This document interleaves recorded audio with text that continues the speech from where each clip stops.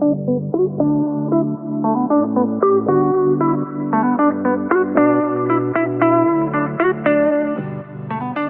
everyone, and welcome to the WTD podcast. My name is Kyia Mochitani, and I'm your host for today's episode. Every episode, it'll be me right here. Today we are doing Why the Dumbbells, and we are talking all things body image issues about, my fitness journey, and I'm going to go through a bunch of key points, and I just want you to tell me with a silent yes or nod or even verbal yes, like if you ever have related to any of these things, and we'll go through ways to counter those insecurities and stuff like that. But fitness journey, stuff like that. I want to ask you, have you ever felt insecure after watching fitness influencers on social media or like other fitness posts? Have you ever done constant body checks throughout the day? You go about your day, every time you pass a mirror, you lift up your shirt, check your stomach, look at your arms, pull your fat. Have you ever felt like you didn't know where to start on your fitness journey, or you feel stuck? You feel like you haven't made any progress and you don't know where to go. You feel like you're going through a plateau. You feel like, I want to start working out and like starting a fitness journey, but I don't know how to lift weights yet. I don't know what machines to use. I don't know if I should hit upper, lower, chest, shoulder. Like, you just don't know where to start. Or if you want to do Pilates or whatever. Have you ever felt, this one's my favorite, have you ever felt like you didn't know what to believe on social media? And what I mean by that is one fitness influencer can say gluten's good for you, and one will say gluten's bad for you. Or 1,500 calories is good for you, 15 calories is not enough. Or carbs are great, carbs give you energy, or low carb if you want to lose fat, or cardio is awesome if you want to lose fat, or don't do cardio and just lift weights. If you never know what to believe and you get confused on what you see on social media and it's all so like conflicting. Have you ever deleted a picture or had someone delete a picture of you because you felt fat or you felt like you looked ugly? Have you ever felt like you couldn't miss a gym session, or you couldn't let your body rest, or you had to get your 10K steps in, or else you wouldn't lose weight, or else you wouldn't get that dream physique or anything like that? For me, all of those are complete yeses. 100% yes, I felt every single one of those things. And part of my healing journey is, first of all, talking about it. I'm by no means completely healed, right? Like, I still have my bad days. I want you guys to know, like, I'm human. I'm still going through the motions. Some days I'll look in the mirror and be like, holy moly, my arms. Or holy cow, I'm gaining weight. But then I snap back and remember, Kyia, whoa, girl, heal. You're healing. Like, you're good. You've been through so much, and you're not going to let this one tiny thing, this one tiny look that your arm doesn't look the way you want it to, defeat you. Okay, so let's go through every single point, and I want to give you a counter in how I got through those things. So, insecure after watching all like fitness people or fitness models on social media. First of all, one thing that I want you to know is you don't know they're behind the scenes. You don't know what they're doing. You don't know if they really hate how they look, right? And they're just looking for validation, or if it's photoshopped. You don't know if they're like using laxatives or other ways to help them lose weight. You don't know if their fitness journey's been a month or 5 years. You just don't know. And it's so easy to scroll on IG Explore page and just click on a post and be like, oh my God, this girl has a 6-pack. Oh my God, I want to look like her. Let me just follow her program.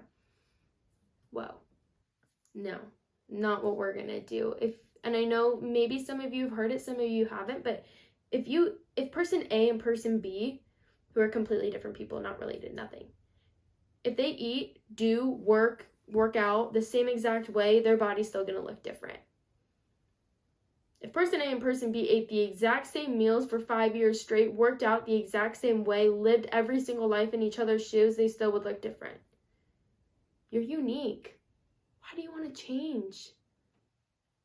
Nobody's like you in the best way possible. Why do you want to change?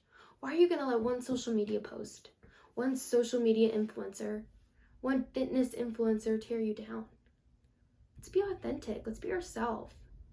think there's a lot of power to that, and obviously it's a lot easier said than done, and I get that. Trust me, I still fall fault to it sometimes, but then I remember what I just said, and I believe what I just said, right? Okay, next thing is doing constant body checks throughout the day. Any mirror I could get hands on, any skinny mirror, fat mirror, like I had like names for every mirror basically, like in my house. I was like, okay, my vanity mirror, that's a real mirror. My door mirror, that's a fat mirror. And my mom's mirror is a skinny mirror, right? So like I had all these like weird names. If I wanted to feel skinny one day, I would just go to my mom's room. Like, what? Crazy. No, our body looks different throughout the day. So different. Of course, when you wake up in the morning, you might feel a little thinner, or you might look a little different than you do at the end of the day, because basically you're fasted when you wake up in the morning because you didn't eat for 6 to 8 hours, right?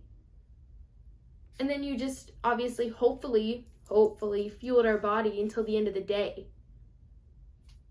Duh, our body's gonna look different. Stop doing the body checks. Trust the process. Go for the longevity of it. There's no shortcuts. Results take time. Your body's not going to change within a day, right? Within an hour, within a minute. Just enjoy your day. Don't let that one body check destroy you. God, please do not let that body check destroy you. If you don't know where to start on your fitness journey, or you feel stuck during yours, if you don't know where to start on your fitness journey, I would say that the best thing to do is just find a friend and go to the gym and just figure it out yourself, right? Like, don't look at like some girl who you feel like has it all together on social media or TikTok and then embody every single one of those things, because you don't know exactly if that works for you, first of all, or if that's really healthy, right? So like, obviously there are fitness influencers who really know their stuff, but like, just start by just doing what works for you. And if you feel like you like lifting, then maybe find like a person that you trust on social media, or that like shows the good, the bad, and is authentic on social media. If you find that and you're like, yeah, she's a lifter, like I like the way she works out, maybe I'll like look into like a few of her workouts for inspiration, that's fine. But start by doing it yourself. Just like throw yourself into the gym, right? Like, I was so scared going to the gym because I felt like everyone was looking at me. I felt like, oh my God, if I do this one exercise wrong, it's gonna look so bad, and like people are just gonna be staring at me and think I'm like some mashugana. No, like no one's looking at you. No one's watching you. Everyone's so caught in themselves at the gym. It's like insane, right? I mean, in the best way possible. You're there to work out, like work on yourself, work out for yourself, right? But like, no one's looking at you. Just try. Go with a friend who's maybe worked out a little bit, and just do things that feel good and listen to your body. That's like my number one piece of advice, is listen to what you like truly and what feels good. Or if you feel stuck during your fitness journey, I have a few friends who like are in their fitness journey, and then they went through a hard period of time, and then now they're trying to like revamp it, but then they just feel stuck because they feel like they're not making progress. I want to just tell you, like, most of the fitness people that you see on social media, they either have God-tier genetics or like have been doing this for literally 5-6 years. Results take time, and there's no shortcut. Just stay consistent. You got it. Keep going. Keep fighting through the days you feel tough. It feels tough. Keep fighting for the days that you feel stuck. Keep going. How incredible is that? How incredible is it to be like, damn, I really didn't want to work out today, but like, look where I am now. Or I really pushed through. Or I really, really didn't want to show up today, but I simply just showed up. And I'm going to show up for one more workout. Food for thought. Next thing is, you don't know what to believe on social media. Some people say 1,500 calories is good, or no carbs, cardio, no cardio, whatever. Everybody's body's different, right? We just went through this. Everybody's body's different. You got to listen to what your body wants.